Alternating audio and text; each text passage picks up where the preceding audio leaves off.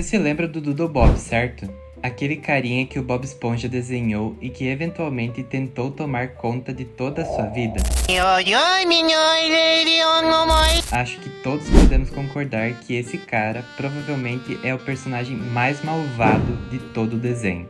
Mas eu quero mergulhar fundo no que realmente causou isso. Existe uma chance de que o Doodle Bob esteja escapando do papel em que o Bob Esponja o prendeu? E será que o Doodle Bob pode mudar e se tornar parte funcional da sociedade na fenda do biquíni? Ok, então vamos voltar um pouco. O Doodle Bob apareceu pela primeira vez no episódio Frank Doodle. Tem um artista em um barco, certo? Ele está lá na superfície do oceano desenhando loucamente com um lápis, mas de repente o lápis escapa da mão dele e mergulha no oceano. O cara começa a surtar, gritando como se tivesse deixado a carreira inteira cair no mar. Corta para o fundo do oceano e temos o Bob Esponja e o Patrick fazendo o que sempre fazem, brincando de pedra, papel, tesoura com bolhas. Por que, né? Por que não? De repente, o lápis cai no meio da brincadeira. Eles se assustam no começo, achando que é algum tipo de monstro marinho, mas logo começam a desenhar. Eles rapidamente descobrem que esse não é um lápis qualquer, é um lápis mágico, onde tudo que eles desenham ganha vida. Bob Esponja, no momento de gênio, desenha uma versão esquisita de si mesmo, o Doodle Bob. Mas aí as coisas saem dos trilhos. Primeiro, o Doodle Bob enlouquece, bate no Lula Molusco e rouba o lápis mágico. Bob Esponja consegue apagar o Doodle Bob, achando que salvou o dia, mas não. Um braço do Doodle Bob sobrevive, aparece de noite e redesenha o corpo inteiro. O Doodle Bob e o Bob Esponja têm um duelo épico e o lápis quebra ao meio. Bob Esponja fica com a parte de escrever e o Doodle Bob com a borracha. As coisas ficam tensas e o Bob Esponja acidentalmente joga o lápis na cabeça do Lula Molusco. Claro que sim. No clímax, o Doodle Bob encurrala o Bob Esponja, mas numa reviravolta, ele pisa em um pedaço de papel e fica preso. Bob Esponja aproveita o momento e prende o Doodle Bob num livro, e o desenho finalmente se contenta em ficar ali na página. No fim, Bob Esponja e Patrick, percebendo o poder do lápis mágico, decidem jogá-lo de volta para a superfície. Antes de falar sobre o retorno do Doodle Bob, quero mencionar uma teoria lateral postada pelo TI Records LOL. Essa teoria sugere que, mais tarde, na segunda temporada, durante o episódio do Verme Touro, a casa do Bob Esponja é destruída, certo? E a parede onde o Doodle Bob estava desenhado some completamente. Foi aí que o TI fez uma boa pergunta. Será que o Doodle Bob estava dentro da barriga da criatura? E se ele estivesse controlando ela? Por isso a fenda do biquíni foi destruída. Agora, seja lá se essa parte faz sentido ou não, o Doodle Bob retorna no episódio Doodle Dimension. Bob Esponja e Patrick estão aprontando de novo, carregando um balão laranja chamado Squeaky, até a casa da Sandy. Sandy está lá com uma invenção maluca, um portal que pode te levar para qualquer dimensão, tipo Rick and Morty, só que debaixo de água e com bem menos álcool. Sandy se afasta para fazer outras coisas, e nossa dupla dinâmica decide brincar com a tecnologia interdimensional dela. Eles são como duas crianças com um supercomputador. Naturalmente, apertam um botão vermelho gigante e BUM! Aparecem em uma dimensão completamente branca, como se tivessem caído num caderno de desenho gigante. Bob Esponja e Patrick, com toda a sua genialidade, começam a desenhar.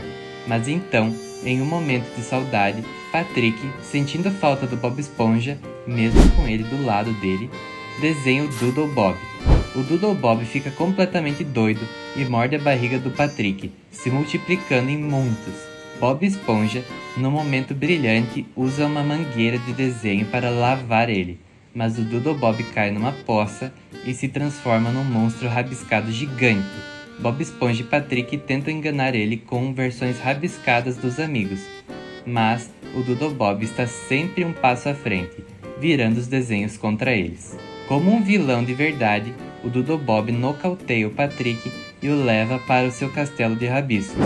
Bob Esponja, com uma armadura de cavaleiro desenhada, parte para o resgate. É como uma zona de guerra de desenho animado. Encurralado e sem opções, Bob Esponja desenha um balão para escapar, mas os rabiscos são pegajosos e começam a empilhar para alcançá-lo. Aí, num outro momento de sorte ou genialidade, Bob Esponja e Patrick entregam o balão para os rabiscos que flutuam rumo ao vazio branco. E como eles voltam? Entra a Doodle Sandy. Bob Esponja a desenha e ela desenha um portal de volta para a dimensão deles. Eles voltam para casa, deixando a Sandy real sem entender nada. Uma coisa que todos notamos nesses episódios é o quão instável o Doodle Bob é. E talvez exista uma teoria que explique isso. Quando Bob desenhou a água-viva, ele disse que era uma água-viva. Quando Patrick desenhou Lula Molusco, ele disse que é o Lula Molusco bobão.